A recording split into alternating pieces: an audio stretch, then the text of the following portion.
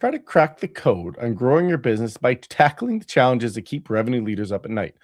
I'm Carl Owens, and on today's episode, this is going to be a fun one. We're going to dive into the topic of differentiating yourself in a crowded market. Now, today's podcast is sponsored by the great team at Virtual Causeway.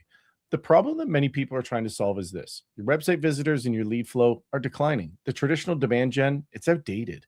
AI and LLMs bring all new opportunities as well as risks, like autonomous learning about your brand without ever engagement or even landing on your website. Virtual Causeway helps you flip the script. They don't just generate leads, they create conversations with pre-qualified buyers who are ready to engage. Whether breaking into a new market, booking events, or building quality pipelines, Virtual Causeway acts as an extension of your team to drive real and meaningful interactions. To learn more about them, visit virtualcauseway.com and enter the show for a special rate. Now, today my guest is my friend, Emeric Ernoult. Emeric is the co-founder and CEO of Agorapulse. And before building Agorapulse, not only was he a lawyer, he was already a repeat entrepreneur and launching and scaling multiple digital and social media businesses long before social became mainstream. So his hands-on experience, experimenting early, listening closely to users, and learning through iteration, it directly shaped how he approached his next venture. Now, he's someone who has not only bootstrapped his company, he's very much known for being transparent as well as a value-driven SaaS leader. He cares about building something that lasts as well as being a customer-centric leader.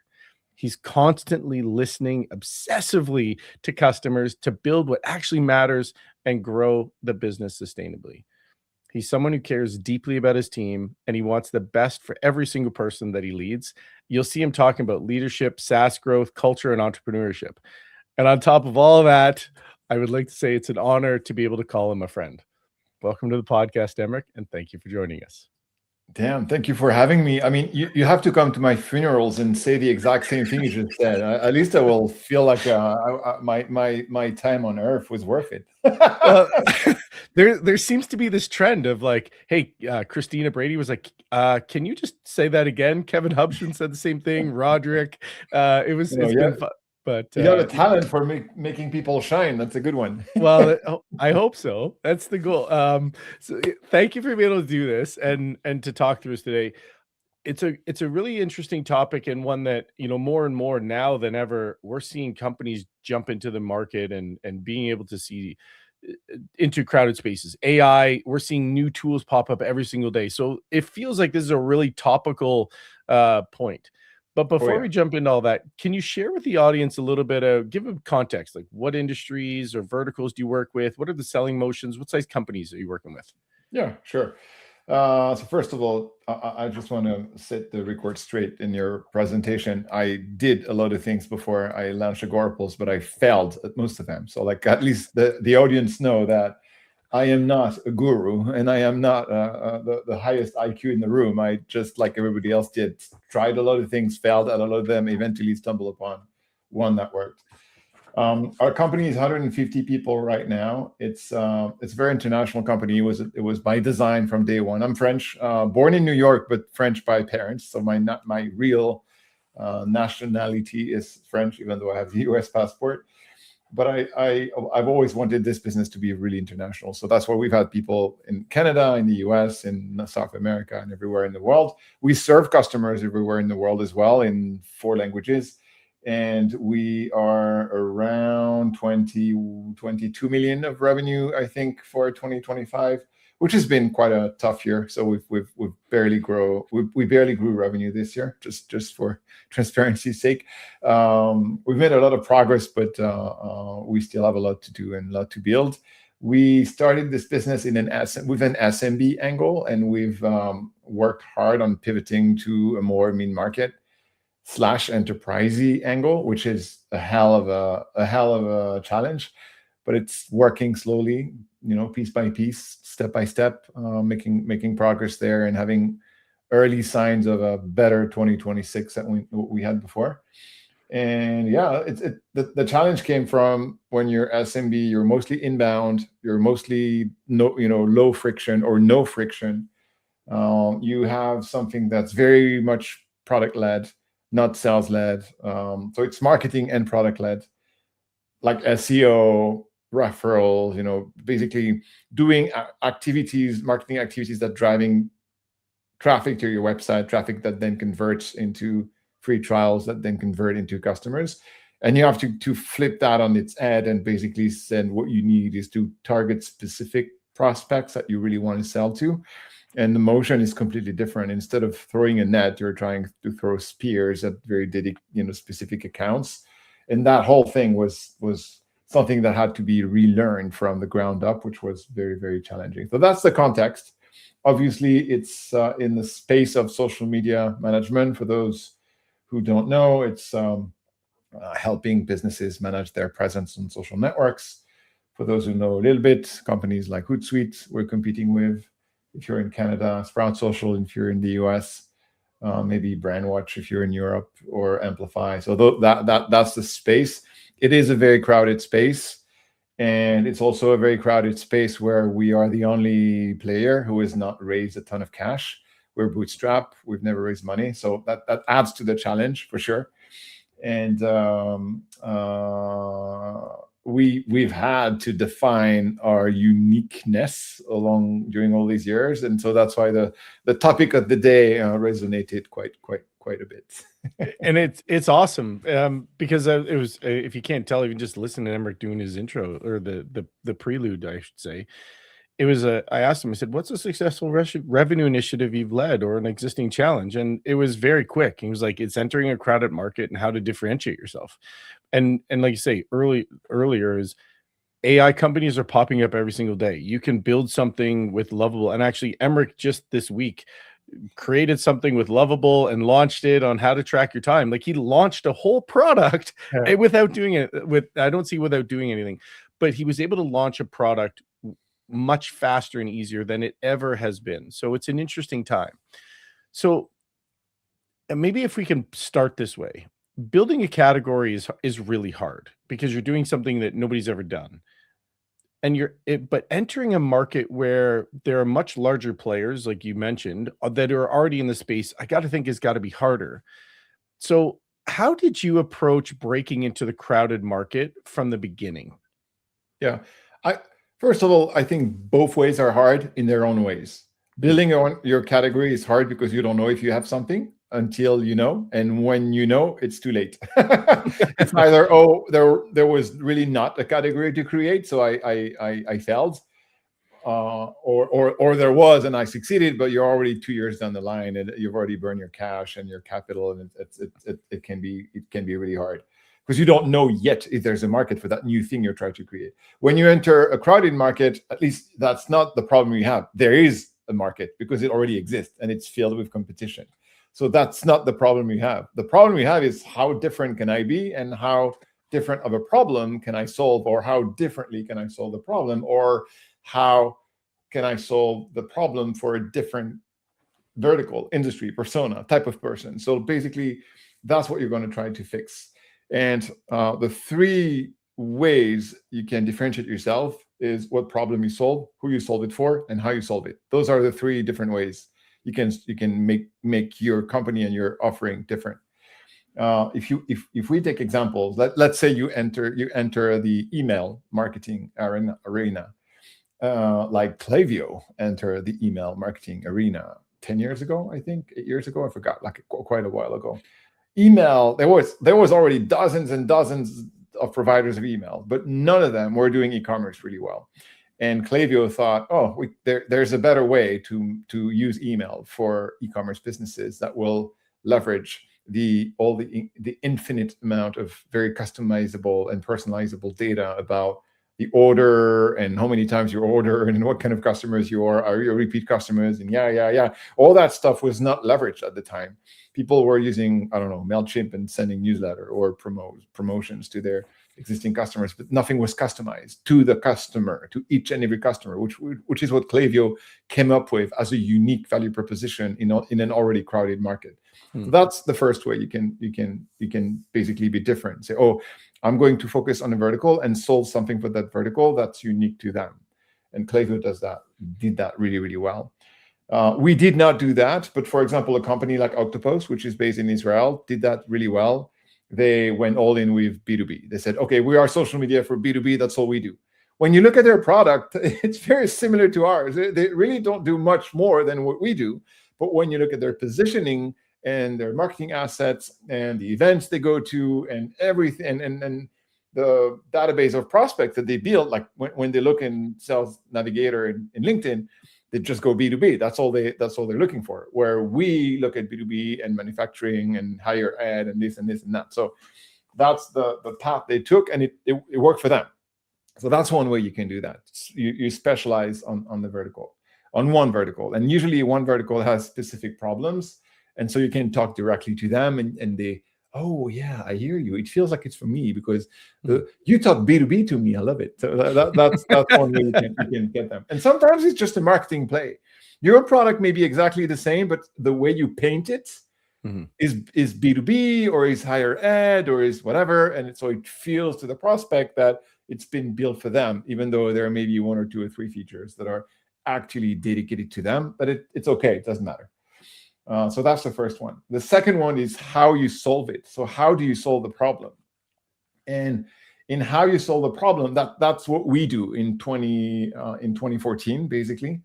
The first time we came up with a real differentiating solution for our market.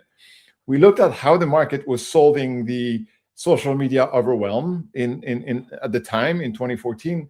And what everybody was doing was getting all these comments and DMs and PM, private message, all this incoming content was displayed in columns.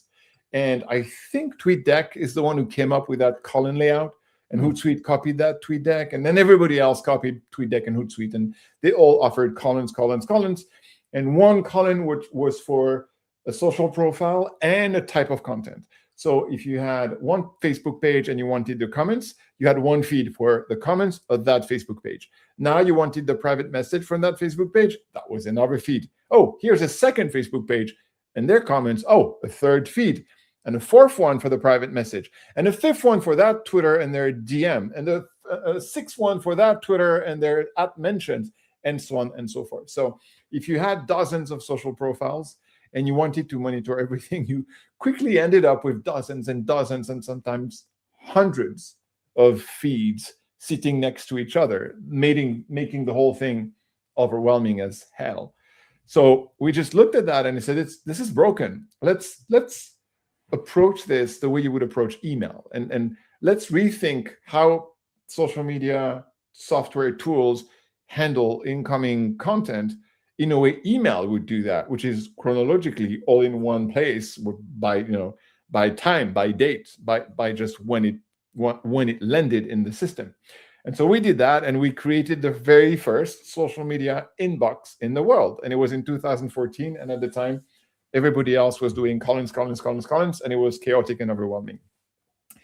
That is the one reason I'm talking to you today, because if we had not done that thing that was very different from everybody else, our company would not have been relevant in the market. There was no reason why my very small, tiny, poor, cash poor company from Paris, France would win in a market where everybody else had hundreds of millions of dollars in their bank account, dozens and dozens and dozens of team members, where we had like 5 or 6.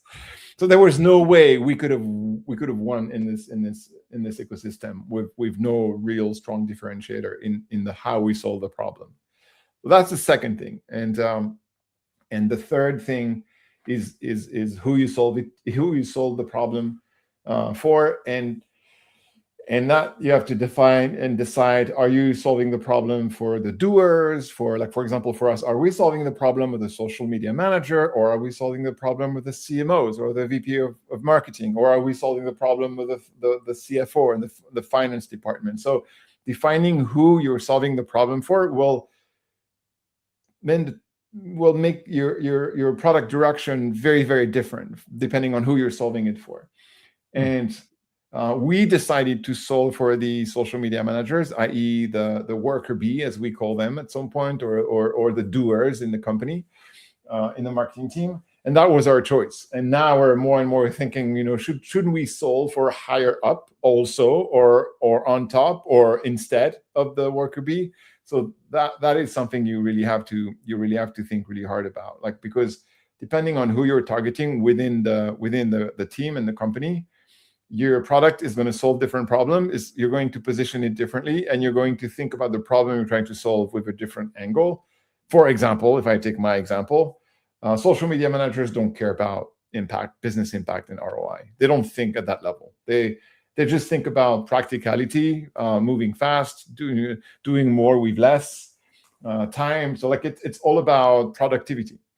When you look at how budgets are decided in a company, productivity is good, but making money and having business impact is much better, and they pay more, and companies pay more for that. So if you want to go up in terms of how much you charge and the perception of your value within the team and the company, you probably have to think more about how can I impact the business rather than how can I help someone low in the ranks. I think it's not insulting to say that social media managers are not high in the ranks of a company. They're never at the C-suite. They are in the marketing team, but they are probably not listened to as much as a paid advertisement person who's bringing revenue and business impact clicks or traffic to the site. So it's if you're solving the problem of that person, what you're going to be able to charge for in the business is probably not going to be as high as if you solve the problem for the person above. If I take another department, if you solve the problem of the accountant within a business, you're going to charge less than if you solve the problem of the CFO. If you solve the problem of the CFO, there will be more budget for what you solve than if you solve the problem of basic daily day in day out accounting. So that's the third thing. There may be other things to consider, but those are the ones I came up with when you asked me the question. And there's, because what you said is like the lesson there is go back to who you're solving for and what is the uniqueness there is sort of what I heard. It makes me go and think back to Apple, and when you start to think about the laptops, right? Windows laptops were kind of everywhere. And Apple didn't go at the approach of we're going to go to the top down. They went to the user base and they said, well, what are the things that people care about? And you start to see marketers use their laptops and say, well, there's a reason we all have laptops, is because it went to the people that are working, and then they would bring it home and people would, well, what's that? Oh, that's a computer. And then it started to create a little bit of groundswell. So there is a genuine question, I think, of, as I'm tying the two together, like MacBooks started to generate more headway with inside of a company, and IT teams are now being forced to look at ways of using both Mac and Windows in the same company at times. I saw it, and I've had a chance to see where you have two different people sitting in the same room, and they're both using different computers for different reasons. And so if I think of them, they were trying to solve for the people in sales and marketing who didn't need all of the ability to do all the background stuff and the coding and blah, blah, blah, but they just needed something that had a longer lifespan, looked really nice, and was able to utilize inside their home. So going back to the lesson, it seems like solve the question. I guess the comment is, who do you solve for? And what if you looked at it, because you looked at it as solving for the users, the people that actually are doing the role. And was it a conscious effort to go that route to create a groundswell for it to be pushed up, or was just that the barrier of entry that you heard the problem statement of solving for? No, there was no conscious effort on the who we solve for. In the early days, there was no conscious effort. No. I think you know the story, but we launched Agorapulse, and at the very early days, it was Facebook contests and promotions in 2011, 2012. So it was a completely different business. And at the time when we launched Contest and Promotions, it was we built that on the dead body of the previous business. I was doing basically Facebook Contest and Promotion bespoke, like an agency would build them bespoke. So I know my story was not, there was not a grand vision behind my story. It was just a survival story where I say, okay, we got to make money. How do we make money? We sell Facebook contests. Okay, let's sell that. All those Facebook contests, we hit them. How can we make a business that is not something we hate. Oh, look, we can build a product that help people build their own contests and promotions on Facebook by doing a SaaS. So that's what we built in 2011. That's how Agorapulse was born. And then we looked at the business model and thought, oh my God, this is a very shitty business model. We churn at 20% a month net MR churn, which is crazy. If we never have a sustainable business, okay, what do? We do something that someone in the team uses every day. Who do we sell to? At the time, we were already selling to the community managers. That's how they were called. Okay, we sell to community managers. What do these guys need every day? Well, they need to post, and they need to reply to comments and messages, and they need to be on top of what's going on their profiles. Okay, who does that? Well, Hootsuite was already doing that in 2010, 2011. I think they launched in 2009, and Buffer was already doing that. So it's okay. Whoa, that's the direction. How is that called? Social media management. Okay, let's do that. So basically, we went on. This doesn't work. How do we fix it? Okay, now it works a little bit better, but this new thing doesn't work. How do we fix it? Okay, this new thing is fixed, but there's this new thing that, and we really went in a very pragmatic way of how do we solve for the latest problem that we've identified. I think we really became, I even think the social media inbox thing came out of luck. Like it was really a random thought on, this is broken. All these columns, oh my God, this is overwhelming. I looked at how the problem was solved in the industry and I thought, this is a very wrong way to solve a problem, and came up with that new way without really knowing that would make us different. I think Sprout Social copied our inbox in 2 years after we did. So we did it. We built the first inbox in 2014, and they copied that in 2016. So it took them 2 years. And funny enough, Hootsuite copied us in 2019. So it took them 6 years to have an inbox. But until 2019, it was Colin. Can you believe that? So with what you know today, you look at that and say, wow, my God, that was crazy. Why didn't they copy Agorapulse earlier? But that's I don't know why. They were slow to innovate, I guess. And after that, so we did that in 2014 and I said 2016, 17, the market becomes, we're doing really good. In 2016, we grew 150% in 1 year. That was amazing. So it worked. It worked really, really well for us. I think we started to be mindful of, oh my God, this inbox thing, it worked really well for us. We have to do it again. Once everybody had copied our inbox, once it was not a uniqueness anymore or a unique differentiator anymore, we started to think, okay, how different can we be? And I think it was in 2018, 19 that I became very mindful of, okay, that has to be a process. We have to engineer that uniqueness. Otherwise, we're going to become commoditized in the market. And that's actually what happened to us between 2020 and 2024. This industry has become commoditized very much. Social media management, it's a hard industry to be in. I would say like CRM, like a lot of other industries, or email marketing. We're not the only one, but we are one of them. And we tried to do something that I thought was very, very smart, which was build a social media ROI tool, like basically a tool to help businesses measure the return on investment of what they were doing on social. And we built that. I filed a patent in the US for what we did. We did something that was technically smart with Google Analytics. I think that it delivers something I think is really amazing, but it's technically complex to implement. And the people we sell to, the social media managers, they do not have access to the analytics that are their company, especially at the level of mid-market and enterprise companies where we tend to sell to now. They don't have they are not the ones who can set that up or basically have access to it. So we say, oh, we have this amazing promise, and then they come in and say, oh yeah, but I don't have access to my GA account. I don't know how. I cannot even connect to it because when you go and say connect to your Google Analytics account, they don't even have the rights to do that. And then they think, oh my God, I don't even know who to ask in the company to have access to it. So the friction, what appeared to me is that, oh my God, the friction for them to benefit from that new value is tremendous.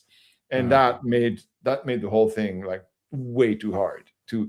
On paper, it's an amazing idea. But in practice, there is so much friction to get to the point where they can actually benefit from it that it's too difficult to to prove. So that was 2021 to 2024. We really were hammering on the social media ROI. I still think it's an amazing solution, and people should be more analytics driven and help their social media people and marketing people to actually understand numbers and be able to connect to the analytics system of the company.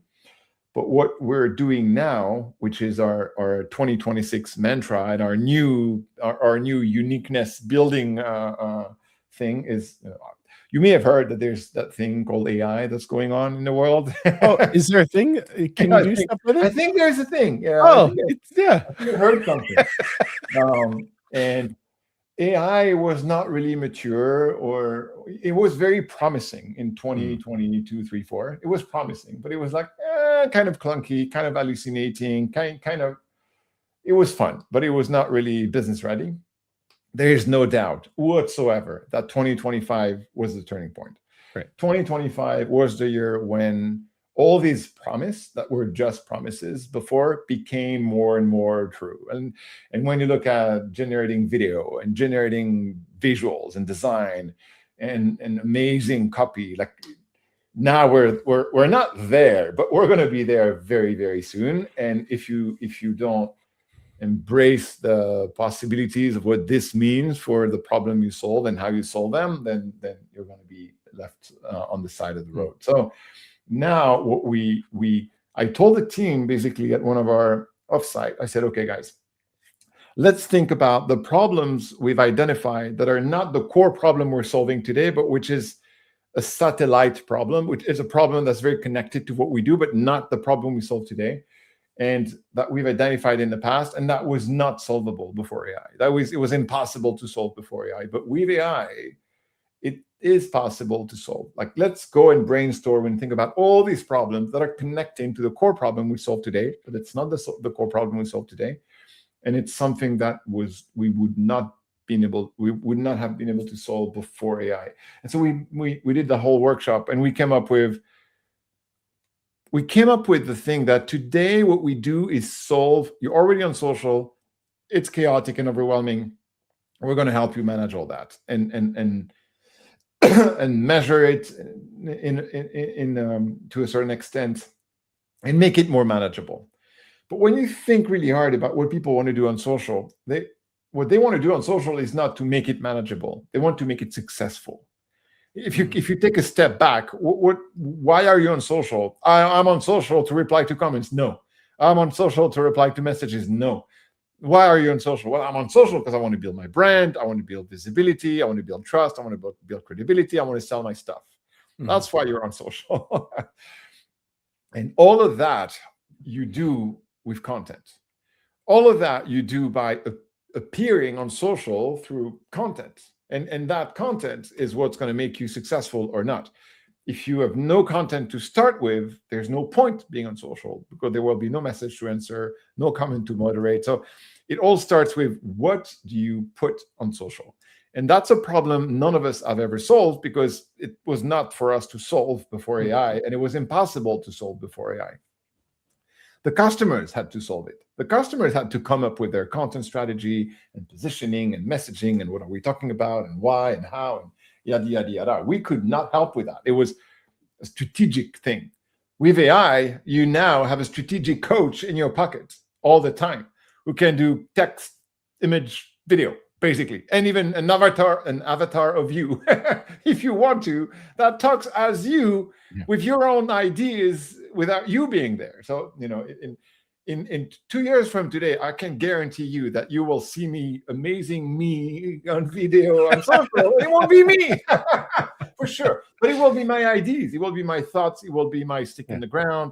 It will be my beliefs. So it really will be my avatar in the pure sense. And when we realized that now we had all these tools to basically take a step up in the food chain and not solve the problem, or you are on social, you are producing all this content, and now we're going to help you distribute it and manage what comes back from it in terms of comments, messages, reviews, and all the stuff that's happening on social once you've built your presence there. we take a step back and a step up and say, we're going to help you have a more meaningful presence. And instead of creating noise on social, we're going to help you create meaningful presence and something that connects what you want to achieve there with what you're actually putting out there. And so I came up with a framework of what good content looks like that we're implementing in the content production tool that we're building. And the idea is that we want to help anybody to shine on social by looking at their existing content and tell them what's good and what's not and why, and then helping them build a better presence with better content, better focus, better definition of who are you doing this for.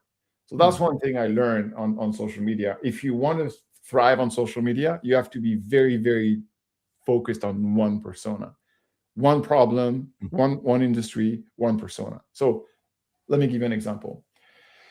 You don't want to create content for SaaS founders. You want to create content for SaaS founders in North America who are at 0 to 1 million and trying to crack the 1 million AR mark. That's your target. Or you want to create content for SaaS founders in the fintech industry, where who are in Europe, who are at 5 million plus AR. Like in the crowded world we live in now, the focus you have to go after in terms of persona when you create content, especially on social media, has to be very, very laser focused. So maybe I'm too laser focused with the examples I gave, but I was laser focused on purpose. Right. It can't be. I create content for founders. What's a founder? Are you a founder? Am I a founder? Maybe, maybe not. I don't know. There's so much content for founders. Pass. I'm passing. Next video. Well, I saw that at Level Jump when we were building it, is because we were building a training enablement platform. So guess what we did is when we put those things out, what did we get a lot of? We had a huge influx of leads. We're like, we're doing great. Here's the problem. Training is a thing. So what about those fitness trainers that are looking for a platform to distribute their content? So with all the right intentions, it's just missed because we didn't think about it, to your point. And I didn't say we didn't think, but we were trying to move fast and break stuff, right? And it seems like early on. So by going, what you said is like, I want to, for SaaS founders in North America or whatever, 0 to 1 who are trying to grow their business or scale from, like, that is very specific, because there's going to be people like that are looking for that exact thing, right? And I know you're so big on entrepreneurship of, I'm a CEO or a founder that's looking to do a thing, and this is where I am. And you're trying to get very connected, very specific, because the other side of it, you're just going to get lost in the maze. And it sounds like that's what you're trying to do with this new evolution of what you're doing with Agorapulse, is to try to not get lost. Yeah. So like, we want to help them nail who is your ideal persona, and that's who we're going to create content for. And once you have that, then you want, for each piece of content, you want to connect that to bottom line impact. Okay, you're going to create this piece or these pieces of content. What do you want from them? Do you want leads? Do you want engagement? Do you want views? Do you want reach? What do you want? Like, if you want to feel successful on social, you have to know what success looks like. So you have to define for each piece you're putting out there, what is the success of this? And it's funny because I started to think about that as I was doing my own social, and say, oh, interesting, I'm going to post something on LinkedIn. Did I think about what I expect this thing to do for me? And now every time I post something, I'm like, okay, what do I want from this? Comments? Do I want people to click on the link? Like when I did my post about my time tracking tool that I vibe coded during my gym session last Sunday, that was so funny. I was on my treadmill and I was vibe coding. And then I was doing weight and I was vibe coding, because you talk to the thing. So it's crazy. I loved it. I did that post and I posted that tool. I say, hey, I worked 60 hours last week and this is how I know. And then I give explanation about how I spend my time the previous week. And I put the link. If you want to try it for yourself, here's the link. And I said, okay, this post, what I want from it is people signing up, because that's why I'm putting it out there, because I want to see if I can track the sign up from that LinkedIn post. By the way, I got 14 signups from that LinkedIn post. So, and 170 clicks. Wow. Which is telling me my homepage is not high converting enough, because there had a lot of clicks and not enough signups. I don't care. That was for fun, and it was me trying and playing with things. But for me, when I crafted this post, I defined success as signups on the tool. And the next post I did was video views, because I posted something where I compared Nano Banana Pro with ChatGPT image, the latest model. And I did a comparison in how it handles text. And I said, well, all I want for this is people watching the video and getting value from the comparison I made for them. The rest, I don't really matter. I don't really need comments. There's no links. I don't need clicks. So at the end of the day, you cannot all want leads every single time, because if all you're doing on social is trying to get leads to your website, people are going to get tired and sick of it. It's a mix of things, but it's intent by intent. Have a clear definition of what is your intent, and how will you know if that post was worth it and was a good use of your time. So that's what we're building. And obviously there is another component, which is the package. Packaging is very important on social media. And you don't package things the same if you're creating a LinkedIn post or a LinkedIn video or a YouTube video or a short video or a YouTube long form video or a TikTok video or a reel on Instagram or a reel on Facebook. Like all these things, they have their own packaging rules, which are very complex. I started to dive into that and was like, oh my God, this is complex. It's really a thumbnail has to be this way. I would probably play with that as well. You're very quickly like, oh my Lord, it's all these things I have to learn, and all these things I have to create. And now you start connecting the dots with AI. Oh, AI can do thumbnails, and AI can do the hook, and AI can do different hooks depending on where you post. And and that goes, oh yeah, I can see that. I can see how AI is ideally positioned to package my content ideally for where it's going to go. And the way social media tools are built today is not does not take that into account. You put one post, you put one text in the thing, and you cross post to this and that, but it's absolutely not designed for all these different networks where it's going to. And I think tomorrow, the way we're going to think about how we spread content on social will have to embed this extreme customization of everything, depending on where it goes, what format it has. Is it short, long, text, video, image, a mix of the three, whatever? It will have to be super well packaged for that very destination. So that's the third thing that I'm thinking really hard about, and that will have to be embedded into the system. And there was a fourth thing. I'm not sure what it was. But yeah, those are the things I have in my brain when I think about what system do we need to build. Basically, I want to change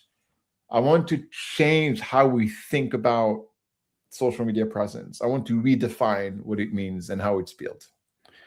There's two main things that have come out of what you shared, and because for me, learning about this podcast, I've learned a lot from folks like yourself and others that from doing this, and you get to learn and you get to hear the challenges and etc. So I've really enjoyed that. But what I have also learned is that when you put something on LinkedIn, they want a certain format, and you can get penalized by doing certain things that other platforms enable.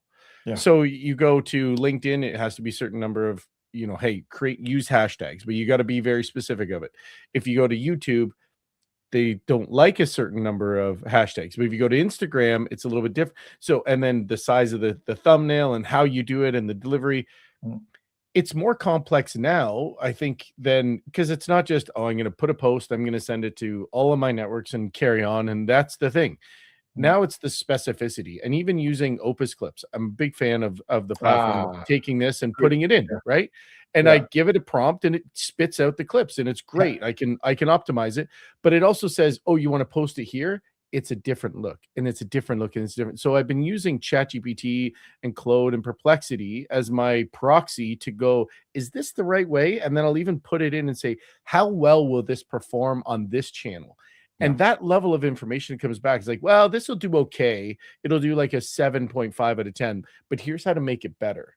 And I'm like, oh, so that's a different way of like looking at it and going, okay, well, the message that goes on LinkedIn, it has to be different from Instagram, and has to be different from YouTube. It has to be different from Spotify and also the Apple podcast, right?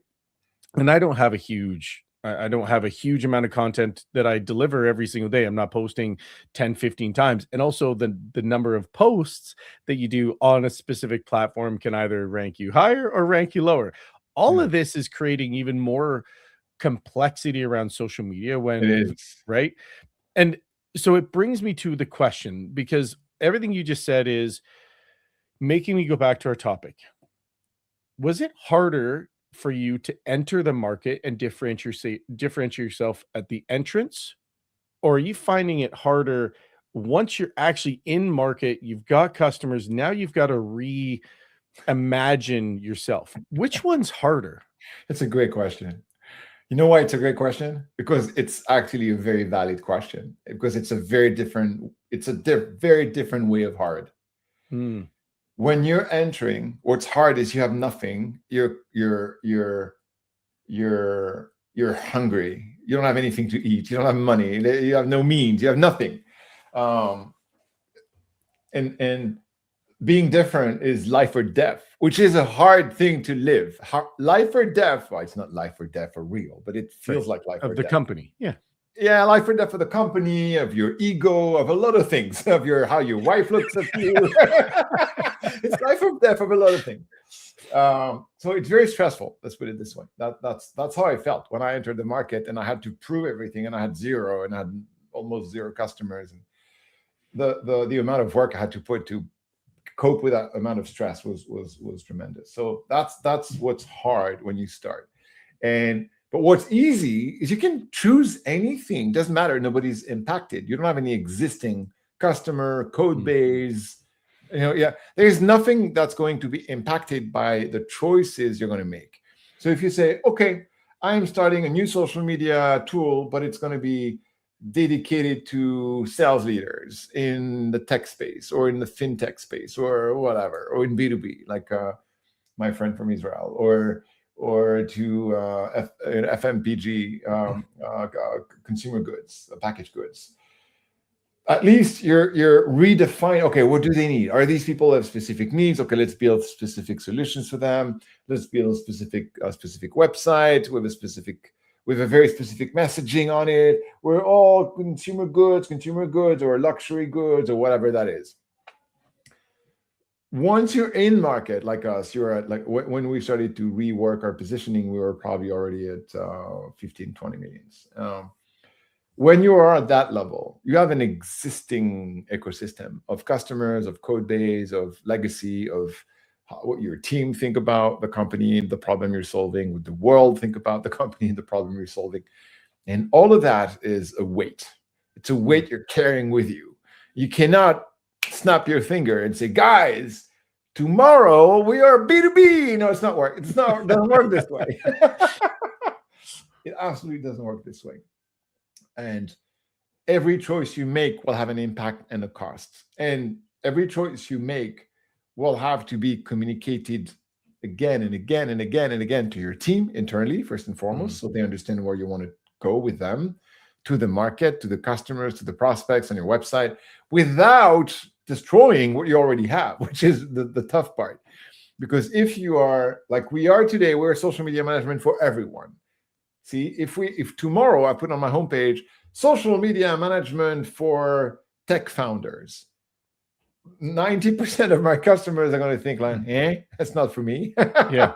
Oh, they made a decision to move some other ways. That's not for me. I'm going to go and check the other competitors, because it doesn't make sense for me to stick with someone who is for tech founders, because I'm not a tech founder. So the way you can change those positioning, industry specific, or the problem you solve, who you solve it for, and how you solve it, is much more difficult. Still, it is necessary, but the way you're going to do it has to be much more thought through. So if you think about industry targeting, for example, then you have to build specific landing pages for each industry, and that's how you're going to work. All these industry people are going to send them you're going to send them to this landing page and not the homepage. So there are ways you can go against those problems and those difficulties, but you cannot make them go away. So you have to go around them. You can't go through them. It's not going to work. So it's a very different type of hard. Honestly, I prefer the second type of hard because I'm not starving. I Yeah, pay myself. No, I was barely paying myself minimum wage when I was facing problem number one. right, I don't have good memories of that. I'm right. happier now. Yeah, yeah, yeah, and it's the evolution, and we start to see the shifts and how we go. But the other thing too is when you were at the beginning, your runway was only a certain runway. Once you Yeah, start to grow, you have much more runway yeah. in order to make those decisions and try different things. And so, I'm guessing that's where that comes into play. I just realized how long we've been chatting, and I promised to get you out of here as we're sort of looking through and kind of trying to go to the wrap up. We say to everybody likes new, to likes different, and doing both at the same time can cause either friction or uncertainty.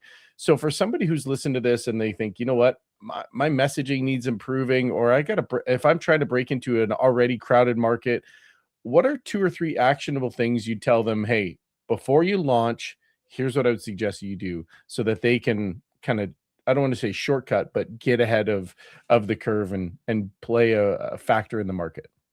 So you mean someone who's launching? They're Yeah, new to the market. They want to create something. They want to start something. They have an idea, but they don't know exactly how to position the idea or to position the exactly. solution to get into the market. Well, first of all, I still believe that it's easier. It's less hard, not easier, because there's a word easy in entrepreneurship is not easy. It's less hard to enter an existing market because there is an existing demand, and to niche yourself into that market, like to find a very defined niche, very focused niche inside that market, than to try to create your own market, i.e. define your own category. I think it's easier to do that, especially if you don't have a large amount of money from VC funds, which in 2026 you will not have if you're not AI first anyway. So Yeah, that's the first thing. And I would go find a market that already has players and value and billions of dollars of TAM, totally addressable market. And I would look into that market and I would identify a specific vertical inside that market which is underserved by the existing the existing contenders, the existing incumbents. Um, and obviously, I would make sure that I understand this market really well. So ideally, you are from that vertical, from that specific niche, mhm, or you're a co-founder, or you find a co-founder who is. So you have a very clear understanding of how these people operate and what their problems are, and you understand them really, really well. Um, I think that if you don't have that core understanding within the founding team, it's going to be really, really hard to appeal to them and to make them feel like, oh yeah, they understand me because they were me, or one mhm. of them were me, or like the language they use is me. So that's what I would do if I was to advise someone starting today. I yeah, genuinely, I think you it's ideal if you have a passion for the problem you want to solve. And that's why Mm, coming from the industry that you want to solve the problem for, or the persona for whom you want to solve the problem for, is so much better. It is so much better because if you have a genuine interest in the problem, in the people who are having this problem, it's going to drive you through the ups and downs, through the struggles, the hustles, the sleepless night of writing the content because you can't find sleep. It will be so much easier. yeah, I have to say. So that would be my driving force. Like you probably know that I'm writing this book to help CEOs manage executive teams, and so on top of my job, I decided to write a book, which is, are you crazy, Emeric? Like, don't you have enough work already? Um, but I haven't watched Netflix in 6 months. I haven't watched a movie, nothing. Like for the past 6 months, all my free time was writing the book.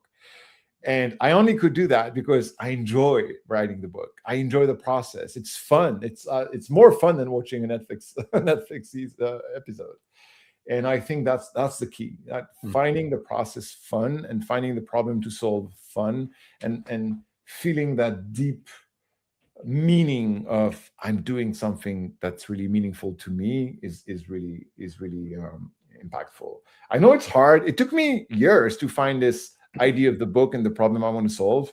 First of all, I had to create 2 companies and fail at the first one and semi-failed many times at the second one as well, to get to, I actually like being a CEO and I like helping CEOs being CEOs.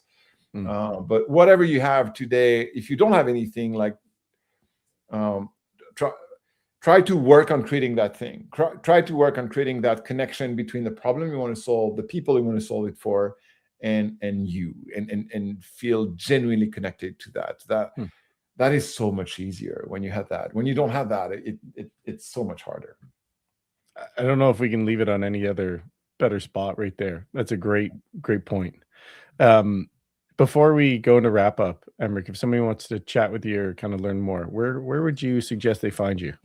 LinkedIn is probably the place I'm going to the most. That's the social network I'm still spending significant amount of time on. I also spend a lot of time on YouTube, but it's not a social network. You cannot connect with me on YouTube. I watch a lot of educational content on YouTube, but if you want to reach out to me, LinkedIn is the best place.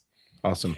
And add, if you send me an invite, add a note, and by making a meaningful reference, because if I just get invite from people I've never seen or never heard of, I usually don't accept them, because otherwise my LinkedIn will be a zoo. So. Yeah, agreed.